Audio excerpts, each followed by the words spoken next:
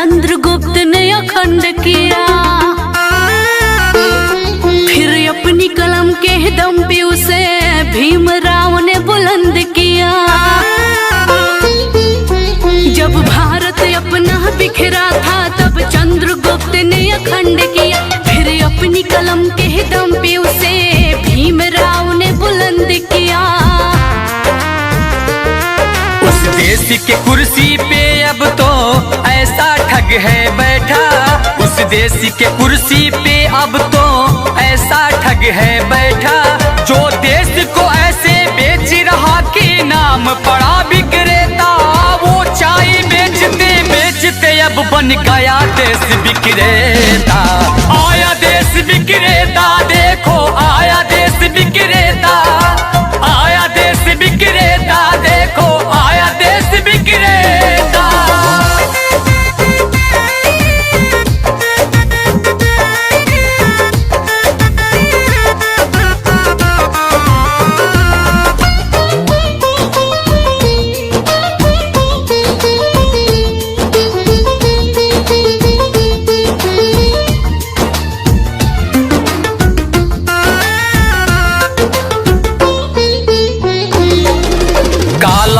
लाऊंगा कह के भारत का कोष भी साफ किया। श्रमिकों को भूखे मार रहा, धनिकों का कर्ज भी माफ किया।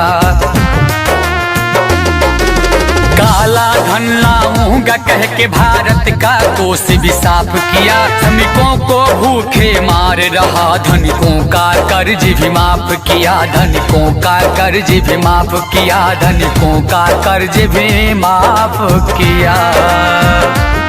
लाखों का सूट पहन के भी खुद को फकीर है कहता। जो देश को ऐसे बेच रहा कि नाम पड़ा विक्रेता, वो चाय बेचते बेचते अब बन गया देश विक्रेता। आया देश विक्रेता, देखो आया देश विक्रेता।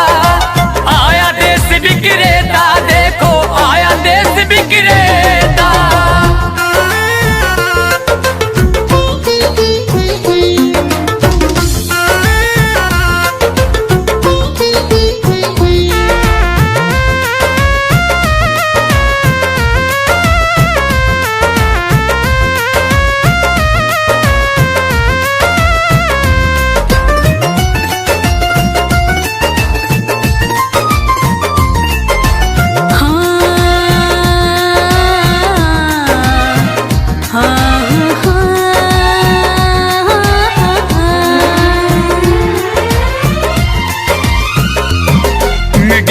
तो उसके जूते का कैसा है स्वाद बताती है। जब जब चुनाव हो तब उसको माँ की याद आती है।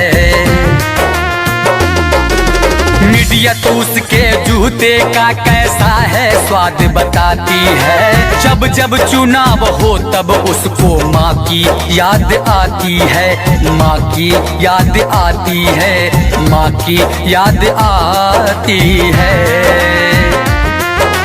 किसी का संग दिल पति है तो वो किसी का मतलबी बेटा।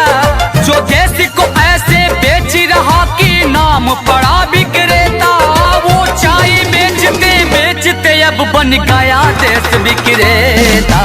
आया देश विक्रेता, देखो आया देश विक्रेता। आया देश विक्रेता, देखो आया देश विक्रेता। जब भारत अपना बिखरा था तब चंद्रगुप्त ने अखंड किया। फिर अपनी कलम के दम पे उसे भीमराव ने बुलंद किया। उस देश के कुर्सी पे अब तो ऐसा ठग है बैठा। उस देश के कुर्सी पे अब तो ऐसा ठग है बैठा।